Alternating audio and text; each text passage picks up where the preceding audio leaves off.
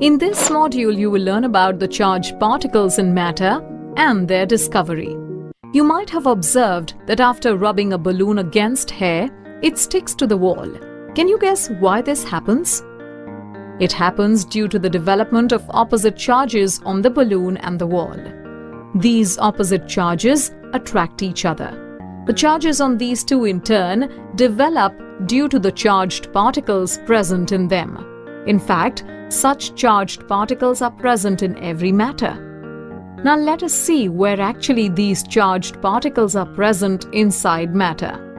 And what are these? We know that matter is made up of atoms. So, it is the atom which has these charged particles. When positively charged, these are known as protons. When negatively charged, these are known as electrons. Now that we know what these are, it is also important for us to know by whom they were discovered and how.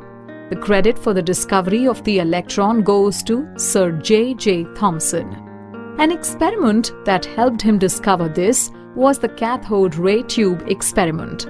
The setup of the experiment consisted of a glass tube containing a gas and two electrodes at its two ends connected to a battery. The gas inside the tube had a very low pressure, which was maintained with the help of vacuum pump. On passing the electric discharge, the rays called cathode rays were produced, which were attracted towards the positively charged plate.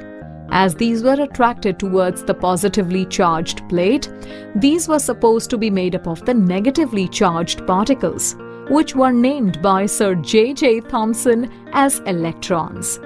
So this is how the negatively charged particles were discovered. Since atoms are neutral, it was concluded that some positively charged particles must also be present in the atoms. These positively charged particles were later discovered by Goldstein in 1886 as protons. The experiment set up for the discovery of protons was similar to the cathode ray tube experiment we saw before. The only difference was that Goldstein took perforated cathode in the middle and the fluorescent screen at the other end. On passing the electric discharge, the rays were observed which traveled in the direction just opposite to the cathode rays.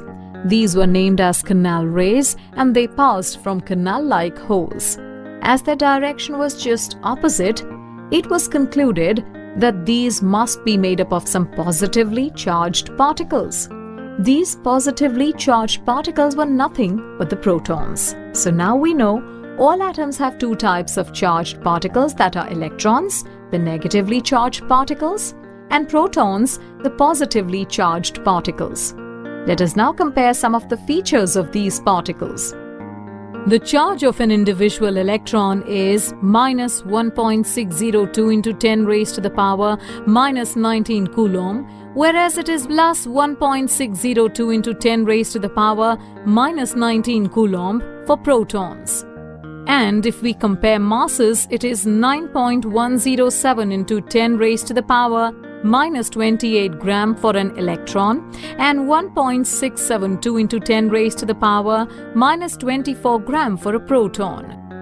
Moreover, an electron deflects towards the positive field and away from the negative field, and a proton deflects towards the negative field and away from the positive